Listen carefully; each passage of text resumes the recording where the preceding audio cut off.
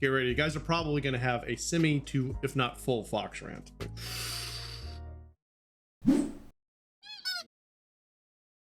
Thank you, Kuda Dude. Thank you so much for bringing up, when do you research? Bringing up the idea that if you're doing fantasy, do you actually go ahead and research your world? Because, well, you're making it up. I'm going to give you the short answer. Then I'm going to turn it over to Fox, and we're all going to talk about it, all three of us. The short answer is you always research your world because you have to create the world's rules. The rules in which your world works, and then you have to follow them. Yes, research how sword fighting, magic, etc. will work, develop those rules and stick with them. Have at it, guys. Okay. All right. Yes, everything that Steele just said. When you are creating a fantasy world, just because your world is fantastic and it has different rules and everything, you have magic, you have sword fighting, you have all of these cool things, you have laser sword fighting. Lasers. You know? Lasers. There are still basic rules of your world, of your universe. And if you're not researching those basic rules, if they exist in reality, then it's just going to completely throw off everything. Specifically, if you don't stick to them. If you start with a rule that is a standard throughout your story, and then 5 chapters later, or in a video game, halfway through the game, you throw that rule out, there'd better be a damn good reason. Like, the actual universe itself changed. Magic, the way you know it changed, and it's a big uproar for your characters and for the story itself. Your protagonist is the exception to the rule because special. That, but stick with those rules. Research your stuff. Oh, please, yes. Research is king. I'm gonna say it. Research is king. Absolutely. It is absolutely king. Teal. Yeah, as AOD is pointing out, research does matter. And he points out, well, depending on how seriously you're taking it, if it's a joke RPG, no one really cares about it. I'm going to have to disagree with you, AOD, on that. I think that even if it's a joke RPG, you still have some rules that you create you have to follow. Otherwise, it's just not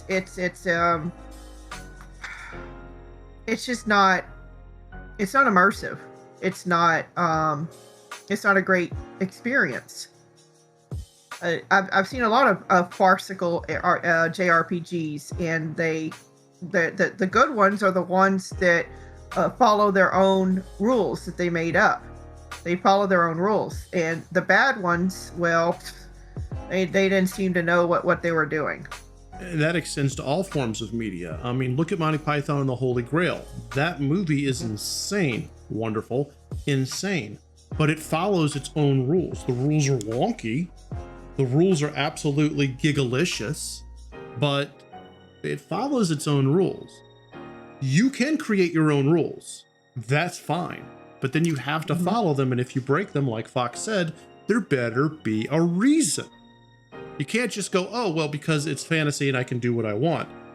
As soon as you do that, you're going to have a disconnect, and your viewers, readers, players are going to call bullshit on you. Yeah. Mm-hmm. It could even go as far as, instead of just calling bullshit, it could really confuse your consumer, be it a reader or somebody who's playing. It could really be like, okay, well, 5 minutes ago, this rule applied, and I was doing strategy based on this, and now that strategy is gone, and why? Is it a problem with the game? Is something wrong with my system? Am I just not understanding what they're trying to tell me? And that's just not fair. You're not being clever as a developer if you swap the rules out on the player just to keep them on their toes. There's a difference between altering the way mechanics work, but you have still teach, enforce, test. Don't just do it. You're not clever. You're being cruel. Yeah. And as Kuda Dude points out, you should research on why military bases or castles are built in certain places in certain ways. It doesn't matter if it's a fantasy game or a sci-fi game or whatever. There's certain places where you would expect a good place to build a castle or a fort or a facility. And then there's bad places. Well, I'm going to build my robot facility at the bottom of this dry riverbed. right. Well, Okay, right. and then it's going to rain. Right, and I know Kuda Dude is saying, well, castles or fortresses. I get that. I'm going to go ahead and flip that to the side. Even if it's your fantasy castle, why is your fantasy castle at the top of a mountain? Is it because of the military fortification? Is it just the view? Is it high up so that it can get the magic from the gods? There still needs to be something. Even if the whole reason your fantasy castle is where it's at is so that the people approaching it on the road can go, holy shit, that's beautiful. As opposed to looking at it and going, Camelot, Camelot. Camelot. It's a silly place. Even if that's the reason, that's still a reason. Absolutely. Absolutely. Yeah. No. Yeah. Go beyond just that. What are your rules of physics? Gravity, electromagnetism. What are those? How does magic actually work? Stuff like that. Yeah. Universal standards. And you may have magic and things like that, but how does your universe work? Yeah. Go all the way down to the basics. Do you have weak nuclear and strong? Yeah. Do you have those forces? Right. Just and to even scratch that surface, you still have to do the research. Absolutely. You still have to do the research. Does the location make sense? Right. To put your castle there or your fortress? As BG says, well, can it defend anything? Can you just go around it? I mean, think about it. I have mentioned this before, but one of my favorite sci-fi books is Larry Niven's Integral Trees. And in it, the whole story takes place on a ring of atmosphere that is captured around a neutron star where these trees exist and this entire civilization exists with their machinery, their bases, their trees, etc.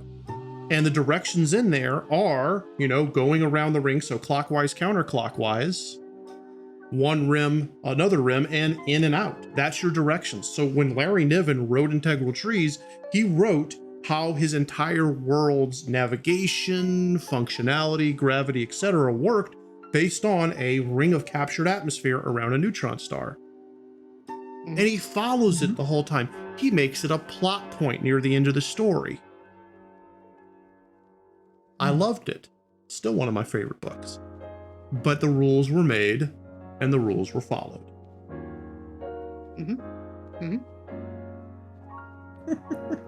So, to kind of cap this off, regardless of whether or not you're doing high fantasy, dreamland, actually, before we even do that, Morpheus, the Sandman, that follows rules, and that's a fucking dream universe. Yeah. But he has rules and he follows them. Yeah. The rules under which it exists. The Endless exist under rules. Lucifer exists under rules. The Creator exists under rules. Everything has rules that Neil Gaiman created and followed during the run of the graphic novel. All right, to cap, you can have anything you want. If it's fantasy, etc., science fiction, doesn't matter. Create the rules for your world, the rules for your universe, the rules for your game, book, movie, etc. Follow them. Don't break them. And if you do, there better be a damn good reason, and the player, reader, viewer better be able to understand what that reason is. Good question. Let us know in the comments what you think about the rules of your world. Do you agree with us, disagree with us? Do you think there's some caveats that we haven't talked about? We want to hear your thoughts. All right. If you like what you saw, lay the smack down the like button below, subscribe to our channel, consider supporting us on Patreon, connect with us over social media, and we will see you in the next video. See you next time.